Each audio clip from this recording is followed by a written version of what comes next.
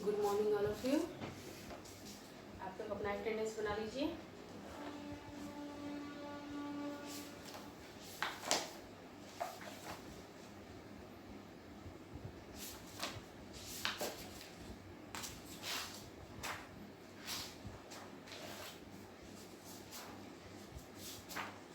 Chapter 12 40 crore कुर्ते, ये हमारा कंप्लीट हो चुका था। नन्हा बादल वो सिर्फ पढ़ना है, ठीक है। वो मैं थोड़ा समझा देती हूँ। फिर चैप्टर 13 हमारे उत्सव और त्योहार। नन्हा बादल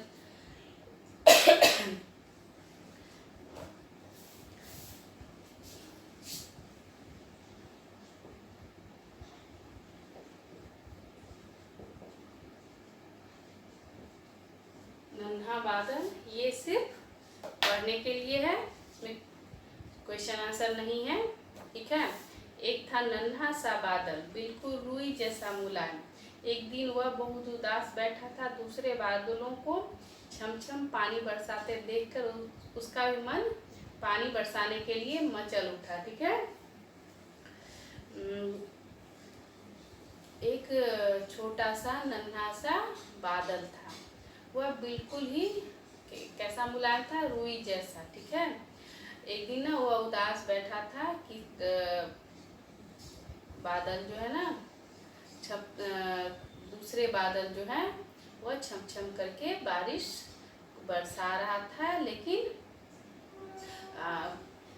नन्हा बादल जो था वह छोटा था, वो कर नहीं सकता था कुछ, तो वो नहीं बरसा पाया।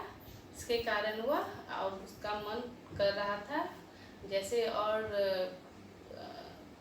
बादल जो है और बादल जो है पानी बरसा रहा था, उसी तरह उसका भी मन कर रहा था कि मैं भी वैसे ही पानी बरसाऊं, ठीक है। बादल बैठे बैठे सोचने लगा, काश मेरे अंदर भी खूब पानी हो तो मैं भी छमछम जल बरसाऊं। मेरे पानी से खूब सारे पेड़ पौधे हरे हों, धरती पर चारों ओर हरियाली हो, पर मुझे इतना सारा पानी कहाँ से मिलेगा। एक दिन वह बैठे बैठे सोचने लगा, अगर मेरे पास भी बहुत सारा पानी होता तो मैं भी और बादलों की तरह छमछम पानी बरसाता और मेरे पानी बरसाने से पेड़ पौधे हरे भरे हो जाते, ठीक है। लेकिन मेरे पास इतना पानी है कहाँ से मैं बरसा पाऊंगा, ठीक है। वह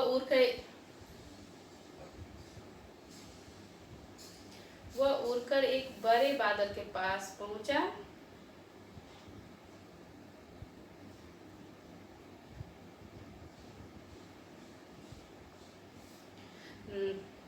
वह उड़कर एक बड़े बादल के पास पहुंचा और उससे बोला, काका मैं भी आपकी तरह खूब जल बरसाना चाहता हूँ, क्या आप थोड़ा सा पानी देंगे। मेरे पास तो पर्याप्त पानी नहीं है, तुम झरने के पास जाओ और झरना वह तुम्हें पानी दे दे, ठीक है। शायद वह तुम्हें पानी दे दे। जब वह उड़ के उस नन्हा बादल के पास पानी नहीं था तो वह सोचा लेकिन उसका मन कर रहा था कि मैं और बादलों की तरह पानी बरसाऊं, तो पानी बरसाने के उद्देश्य से पानी बरसाने के लिए वह दूसरे बादल झरने पर्वत सबसे पानी मांगने गया। तो सबसे पहले वह बादल के पास बोला और गया और बोला, काका मैं भी आपकी तरह खूब पानी जल बरसाना चाहता हूँ, लेकिन मेरे पास ज़्यादा पानी है नहीं, क्या आप पानी मुझे देंगे। तो बादल बोला कि मेरे पास भी पर्याप्त पानी, ज़्यादा पानी नहीं है, तुम झरने के पास जाओ, शायद तुम्हें वह पानी दे दे, ठीक है। नन्हा बादल एक पर्वत पर झरने के पास जाता है। झरने भैया आपके पास तो खूब पानी है, क्या आप मुझे इतना पानी दे सकते हैं। हाँ हाँ क्यों नहीं, परंतु इस पानी से कुछ नहीं होगा, तुम मेरे साथ चलो, मैं तुम्हें खूब सारा पानी दिलवाऊंगा।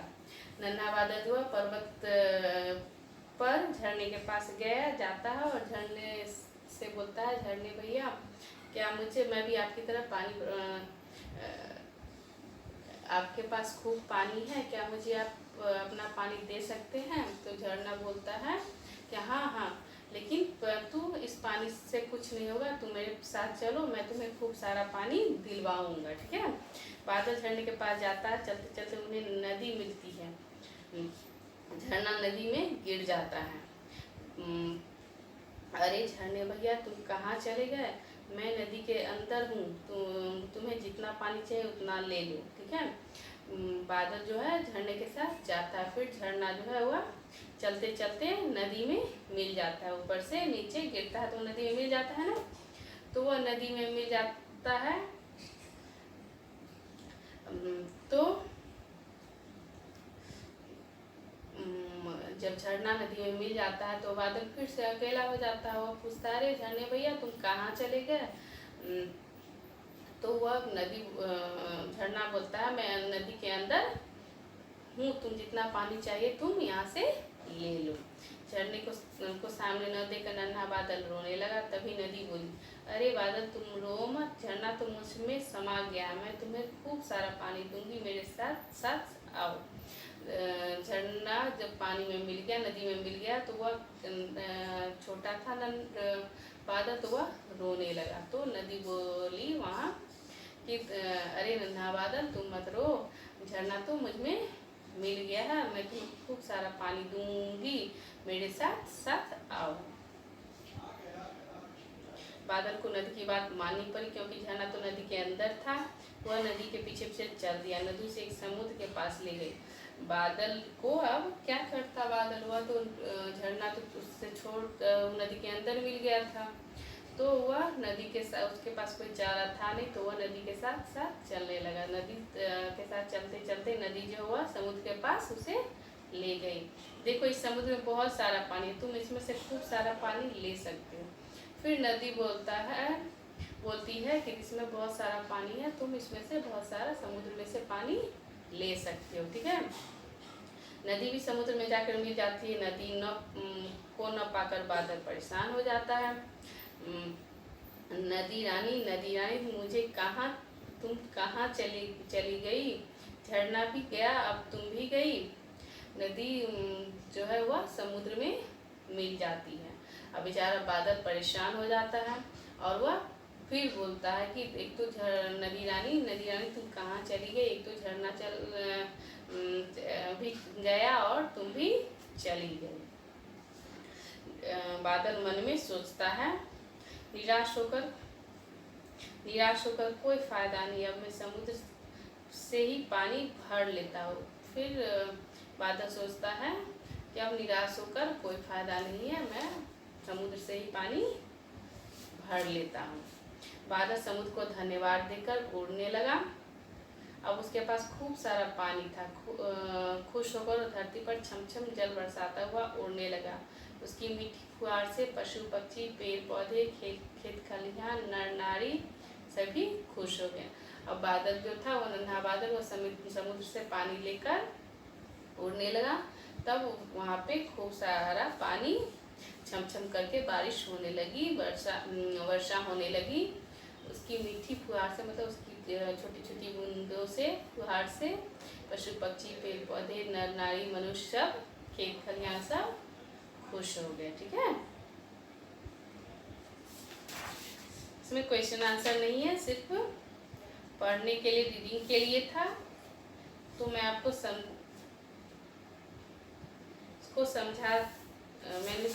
मैं समझा चुकी हूँ इसे, ठीक है।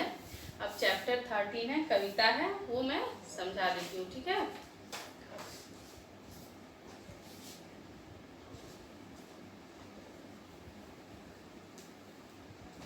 चैप्टर 13,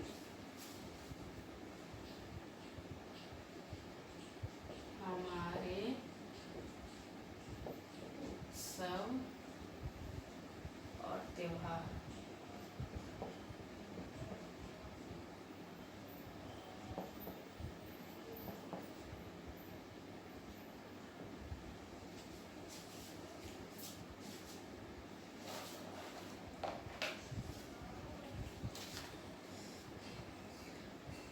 हमारे उत्सव और त्योहार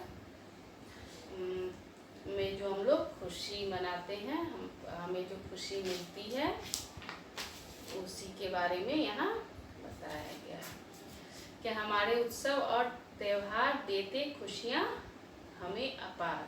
मतलब हमारे उत्सव जो हैं और हमारे त्योहार जो वो हमें बहुत सारी खुशियाँ देते हैं। मकर संक्रांति, पोंगल या खिचड़ी या कहो लोहड़ी का त्योहार रंग बिरंगे द्वार सजाकर खूब बांटते हैं उपहार। मतलब उत्सव हो या त्योहार हो, हम खुशियाँ मनाते हैं। त्योहार उत्सव खुशी मनाने के लिए ही होता है, ठीक है, ताकि हम लोग के जीवन में थोड़ी सी खुशी आ जाए, हम लोग थोड़ा एंजॉय कर लें। तो मकर संक्रांति, पोंगल, खिचड़ी, लोहड़ी, ये सब एक ही चीज़ है, ठीक है। अलग अलग राज्य में जैसे हम लोग मकर संक्रांति मनाते हैं, दक्षिण भारत के तमिलनाडु में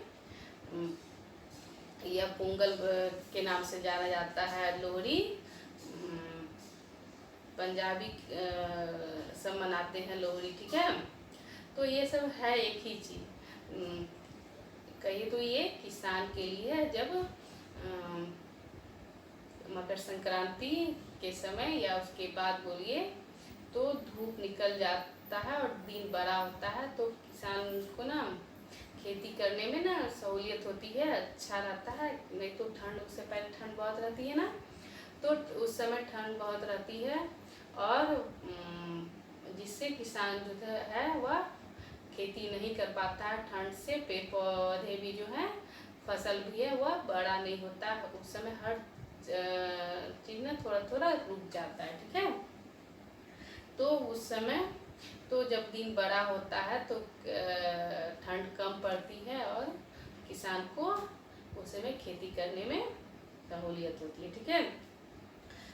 यह त्यौहार कैसे मनाया जाता है? सब जगहों पर अलग अलग मनाया जाता है, लेकिन यह त्यौहार कई सूर्य देवता को के लिए मनाया जाता है, ठीक है। सूर्य देवता को किसी राज्य में खीर बना के, किसी राज्य में दही चूड़ा तिल ये करके सूर्य भगवान को अर्पित किया जाता है, भगवान को चढ़ाया जाता है। इस तरह से यह त्यौहार मनाया जाता है, ठीक है।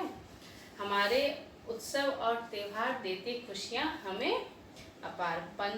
बसंत पंचमी, होली मतवाली, ईद, दिवाली, गुरु पर्व, क्रिसमस, रंग बिरंगे पहन वस्त्र, खूब मनाते हैं त्यौहार। उसके बाद क्या होता है? बसंत पंचमी आता है, होली होता है, होली का त्यौहार आता है, ईद आता है, दीपावली। हमारे भारत देश में बहुत सारे त्यौहार हैं। अलग अलग धर्म के लोग अलग अलग त्यौहार मनाते हैं, लेकिन उन त्योहारों में अलग अलग धर्म के लोग भी एक दूसरे से मिलते हैं और उनके साथ खुशी मनाते हैं, नए नए वस्त्र पहन के। मतलब सब अपने अपने तरह से अपना त्यौहार मनाता है। जिसमें बसंत पंचमी का त्यौहार हुआ, होली का त्यौहार हुआ, ईद हुआ, दिवाली हुआ, गुरु पर्व हुआ, क्रिसमस हुआ। ये सब त्यौहार कई हमारे देश में भाईचारे का त्यौहार मनाया जाता है। इससे हम लोग एक दूसरे से मिलते हैं और एक दूसरे मिलने से हम लोगों में मित्रता बढ़ती है, प्यार बढ़ता है, ठीक है। हमारे उत्सव और त्यौहार देते खुशियाँ हमें अपार। इससे इस तरह से हमारे यहाँ जो उत्सव मनाया जाता है, त्यौहार मनाया जाता है, तो वह हमें खुशियाँ इस तरह से देता है, ठीक है। देखो आए राष्ट्रीय त्यौहार, देश प्रेम का लिए पैगाम, राष्ट्रीय ध्वज रहा फहर, मातृभूमि को करे प्रणाम। हमारे उत्सव और त्यौहार देते खुशियाँ हमें अपार। हमारे देश में ना धार्मिक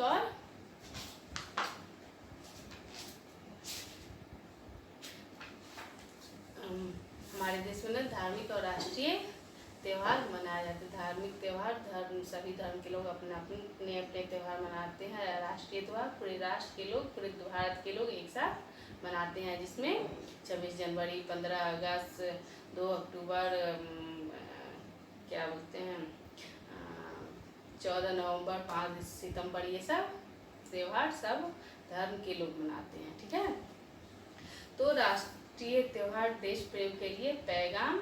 राष्ट्रीय ध्वज रहा फहर, मातृभूमि को करे प्रणाम। मातृभूमि के लिए अपने भारत देश को आज़ाद कराने के बाद, होने के बाद झंडा फहराकर 15 अगस्त को स्वतंत्रता दिवस हम लोग मनाते हैं। एक त्यौहार, एक ये त्यौहार है। 15 अगस्त मिली आज़ादी, 26 जनवरी बना संविधान, 5 सितंबर शिक्षक दिवस, 14 सितंबर हिंदी दिवस महान। मतलब 15 अगस्त को हमें अंग्रेज़ों से आज़ादी मिली थी, तो उस समय हम लोग सिर्फ आज़ाद हुए थे, लेकिन देश को ना व्यवस्थित रूप से उस समय व्यवस्थित देश नहीं हुआ था, संविधान नहीं बना था। लेकिन 26 जनवरी तक संविधान बन गया और 26 जनवरी से संविधान लागू हो गया। ठीक है, तो 15 अगस्त को आज़ादी मिली थी, 26 जनवरी से हमारा देश व्यवस्थित रूप से चलने लगा। 5 सितंबर शिक्षक दिवस मनाया जाता है और 14 सितंबर हिंदी दिवस मनाया जाता है। ठीक है, यह त्यौहार जो है राष्ट्रीय त्यौहार है, जो हमारे लिए महत्वपूर्ण है। यह हमारे देश के लिए महान त्यौहार है, अच्छा त्यौहार है। ठीक है, हमारे उत्सव त्यौहार हमें देते खुशियाँ हमें अपार। ठीक है, ये कंप्लीट हो चुका है। इसका मैं शब्दार्थ लिखवा देती हूँ।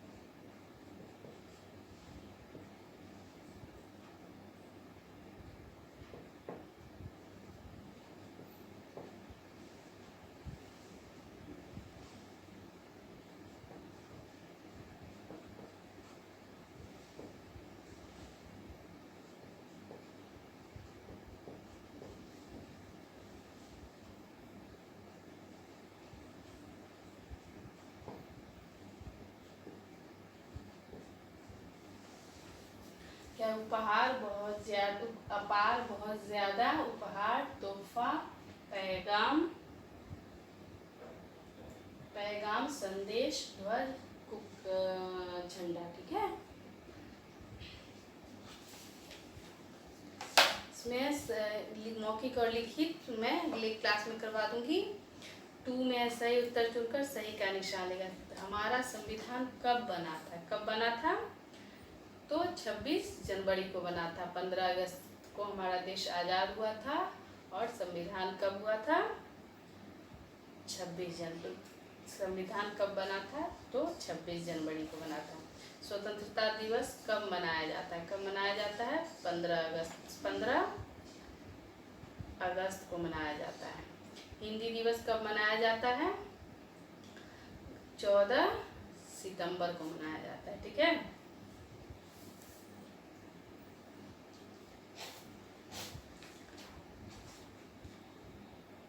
ये मैं क्वेश्चन आंसर कल करवा दूंगी। आज के लिए इतने ही है, अब अगले क्लास में। ठीक है।